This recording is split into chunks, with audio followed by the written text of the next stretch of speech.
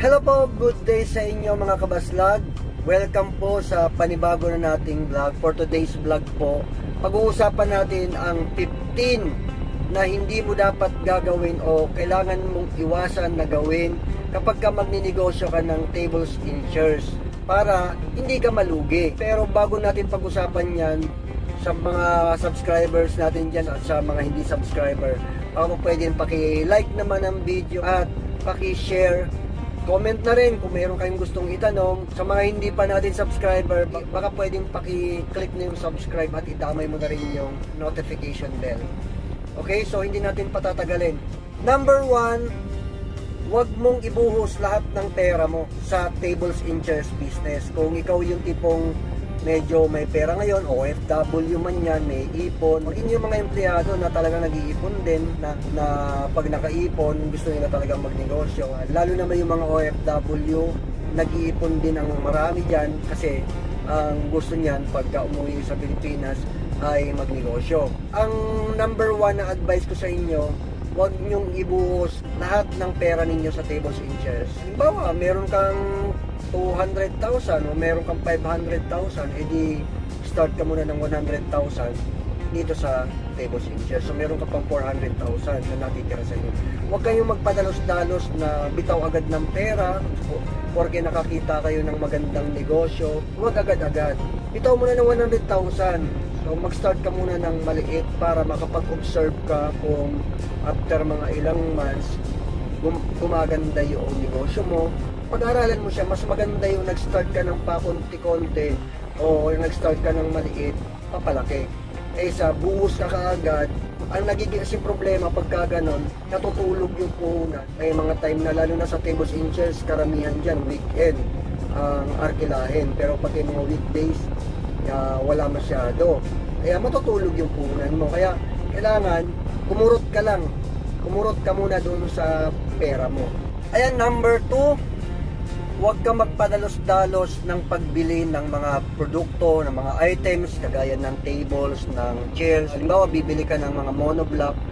Huwag ka magpadalos-dalos. Hindi porke marami kang pera, ay sige, bili ka na lang kahit hindi mo tinitingnan yung presyo. Kailangan maging wise ka rin kasi ang pera nauubos lalo na kapag sabihin natin ipon yan. Kahit ipon natin yan, nauubos din yan. Kaya kung maging ma-wise kayo sa pagbili, hanggat maaari nga kung meron kayong mabibili na second hand na mura talaga, bagsak presyo pero matibay, pwede yon. Ngayon kung walang namang ganon at brand new ang bibili ninyo, kailangan huwag kayong magpadalos-dalos, kailangan nyo munang mag-canvas. Maraming pwedeng pag-canvasan. Pwede kayong mag-search sa online, sa marketplace. Maraming pwedeng pag-canvasan kung ano yung pinakamababa na matibay na klase ng mga upuan or lamesa, yun yung bibilin ninyo. Maganda rin kasi yung matibay talaga kasi pang long term.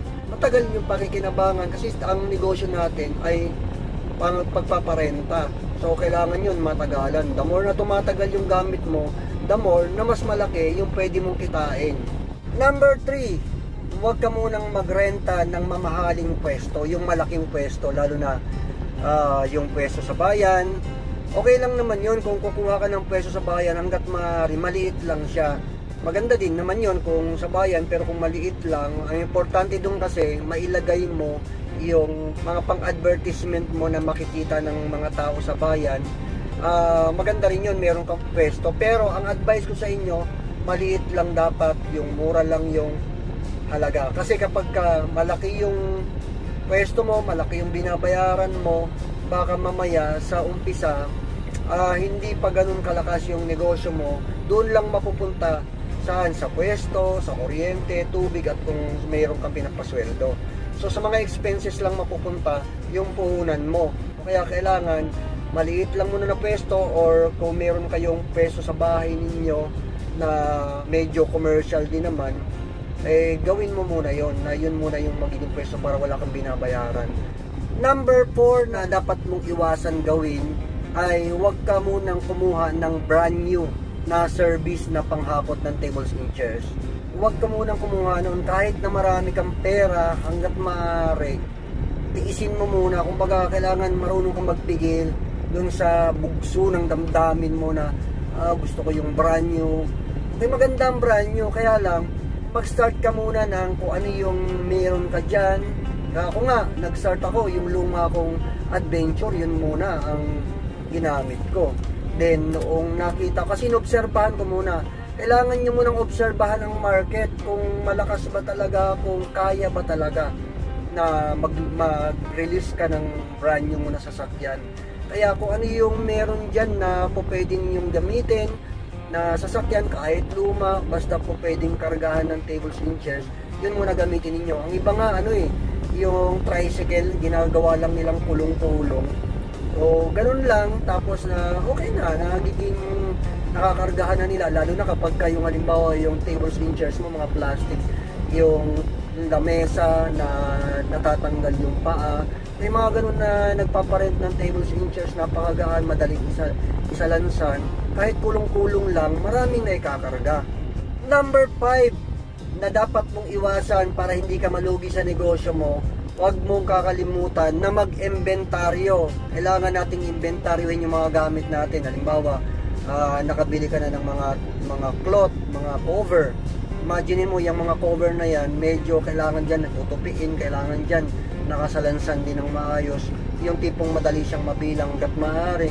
Meron kang mga storage niyan, meron kang mga lagayan niyan na doon mo ilalagay yung bawat klase ng cover. Halimbawa, chair cover, table cover, round table cover, at saka long table cover. Bukod yun, makakaiba yun. Makakaiba ng lagayan ng mga ribbon, yung mga kulay niya.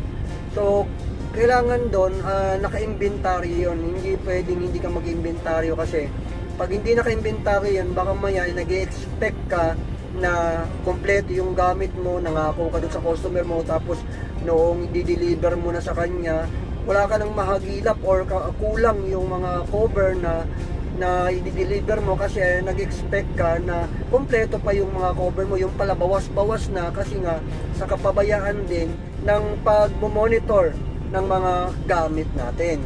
So kahit na cover lang yan or kahit yung mga chairs, yung mga table, yung mga stand ng table, dapat naka-inventaryo yun, kompleto pa ba siya o hindi na.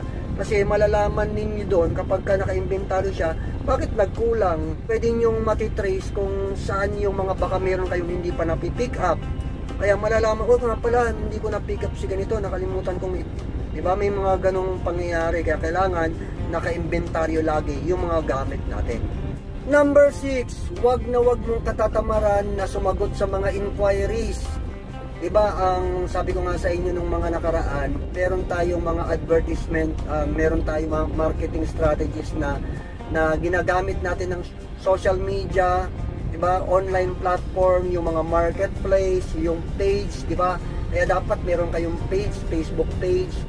Maraming klase ng marketing, ng pag-advertise niyan. Kasi ang iba nga dyan, gumagamit pa ng TikTok. Pero sa akin kasi sa ngayon, yun, hindi ko pa kabisado yung mga ganon, yung mga TikTok. Pero kayo kung halimbawa na kabisado nyo yung paggamit nun, mas advantage sa inyo kasi kaya nyo mas palakasin pa yung business ng tables and chairs kung papasokin niyo ito. Pero sa akin, Facebook Marketplace at saka Facebook page. So kailangan huwag niyong katamaran na sumagot doon. Kailangan hanggat maaari meron kayong kapamilya, kasamahan sa bahay na concerned din naman talaga at laging kumbaga maaasahan pagdating sa online na po pwedeng sumagot sa mga inquiries. Kasi pag tumagal ka ng pagsagot sa mga inquiries, makakahanap ng iba yan. Ang daming mga nagaganito. Madaming nagdinegosyo ng tables and chairs, kaya kapag hindi mo nasagot agad-agad yan, babagal ang pagsagot mo, possible na iba ang o-orderan nila. So, bye-bye, wala kang income. Number 7 na iwasan mong gawin at wag na wag mong gagawin ay mag-relax-relax o magpatambay-tambay ka, magpatamad-tamad ka lang. Lalo na yung weekdays. Ang weekdays, wala masyadong deliver niyan, walang masyadong nagre-rent niyan. Karamihan ng mga deliver dito ay weekends. Pero meron din naman ng weekdays pero bibihira. Pero karamihan, nagsisiksikan sila sa weekend. Ngayon, yung sa mga weekdays, hindi ka rin po pwede na magpatamad-tamad ka lalo na pag nag-uumpisa ka. Bakit ganun? Kasi syempre, sayang yung panahon mo na dapat sana po pwedeng ikag-uunlad ng negosyong pinasok mo. Kaso, wala, nagbabanjing-banjing lang. Sayang. So, ang tip ko, huwag kang magpatamad-tamad doon. Po, pwede kang gumawa ng ibang bagay. Pwede kang mag-assemble ng mga table, di ba? Pwede kang magpintura kung ano yung mga, halimbawa, ang table na ginagawa mo ay wood. Hindi mo siya binibili siya ng ready-made na, kumbaga kayo talaga nag-assemble. Kailangan dun sa mga araw na walang deliver, kailangan nagagawa nyo siya. Iayusin nyo yung Facebook page. Yung mga araw na wala masyadong deliver, doon nyo gawin yung mga bagay na hindi nyo nagagawa na kailangan ninyong gawin sa negosyo para lumakas ang negosyo ninyo. Number 8 na wag mong gagawin ay wag na hindi mo ililista o i-record lahat ng mga ino-order sa'yo o nire-rentahan sa'yo na tables and chairs. Dapat naka-record anong bang araw yan i-deliver, anong oras yan i-deliver, anong oras din yan dapat mong pick upin. Dapat naka-record yan, sino yung pagdideliveran, contact number, yung address niyan, saang lugar, anong mga landmark, dapat nakalista yan, naka-record yan. Then bukod pa sa naka-record yan, meron kang calendar na dapat tinatandaan mo yon. Number 9, wag kang tatanggap ng order o deliver ng hindi mo natitiyak kung sasapat ba yung gamit mo, yung tables or chairs na nandyan na stocks mo. Kasi pagka hindi mo tiyak yon at tumanggap ka, yari tayo dyan. Kung irereklamo ka ng customer mo, kasi sira na yung schedule nila, yung event nila. Kaya yan ang titiyakin mo na huwag ka dyan na magkamali. So, importante na matiyak mo yung gamit mo kompleto ba or sasapat ba talaga. Kasi kapag hindi sapat, huwag mo nang tanggapin, sabihin mo na di ka available para walang problemang mangyari. Number 10, huwag mong pangangakuan na makaka-deliver ka na hindi mo naman pala kaya. Ibig sabihin, hindi kaya ng oras mo. Ibig sabihin, may magamit ka nga, kompleto ka nga ng gamit. Pero ang dami nyo namang schedule, dikit-dikit yung mga oras, di pala kaya. Tapos pangangakuan mo, yung customer mo, delikado yon, marereklamo ka nun. Kaya maging din, kumbaga mapamaraan kayo pagka ganun. Ako kasi ginagawa ko para makapag-deliver ako kahit na sobrang dami ng schedule ngayong araw na to ang ginagawa ko.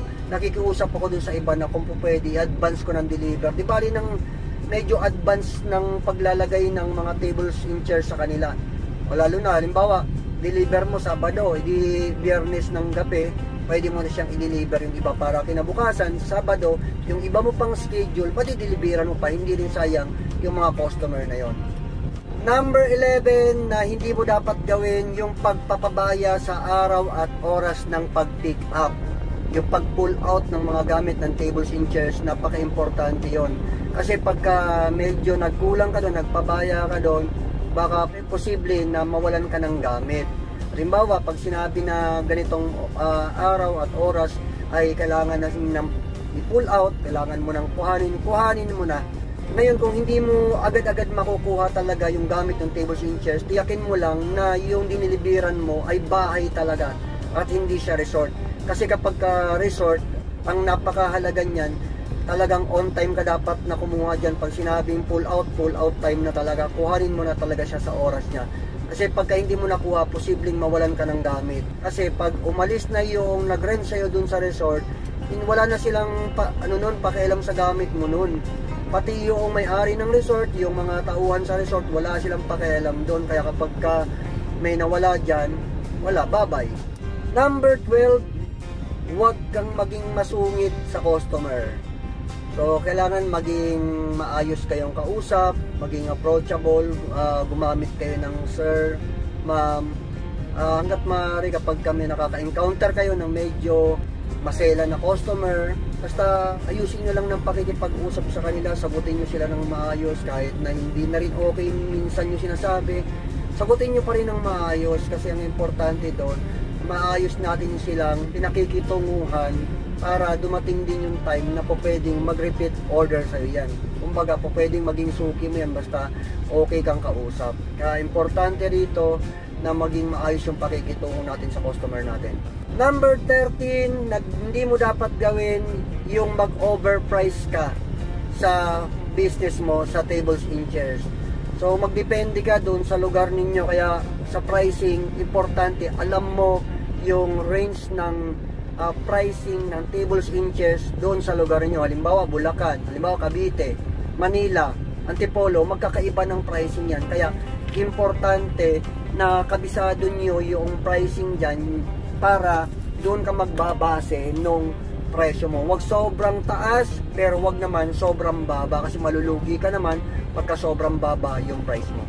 Number 14 na huwag mong gagawin ay ang bumili ng cash agad ng sasakyan o service. Mas maganda loan muna. May mga zero down payment nga ng car loan na pwede mong kuhanin. Kung bakit naman na mas maganda yung loan lang or hulugan lang muna, kasi para mapapaikot mo pa yung iba mo pang pera. Kahit na marami kang pera, hanggat maaari, utangin mo muna yung service mo. Kasi madami ka pang magagawa kahit na nahulugan mo lang siya. At last, pang number 15, huwag kang sosobra ng expenses doon sa kinikita mo. Lalo na yung mga luho, lalo na yung mga wala namang masyadong value, bili lang ng bili, impulsive buying. Kaya importante na tama lang kung ano yung pangangailangan, yung needs ninyo, konting tiis lang muna, huwag kang sosobra. Kasi pagka sobra naman yung expenses mo, ang income mo maliit, lugi ka na, kakainin yung puhunan mo. Tiis-tiis lang muna, saka na kapag medyo malakas-lakas na yung kita natin. And guys, bonus tip and advice, kapag ka magdi-deliver ka pala ng tables and chairs, wag na hindi mo bibilangin sa harapan ng customer yung mga items na i-deliver mo. Bilangin mo muna kapag ikakarga mo sa sasakyan, then bilangin mo sa harap ng customer yung tables, yung chairs, yung mga stand, yung mga cloth na diniliver mo sa kanila. At bilangin mo din pagka pick upin mo para hindi nila itangge or hindi nila sasabihin na kulang yung diniliver mo.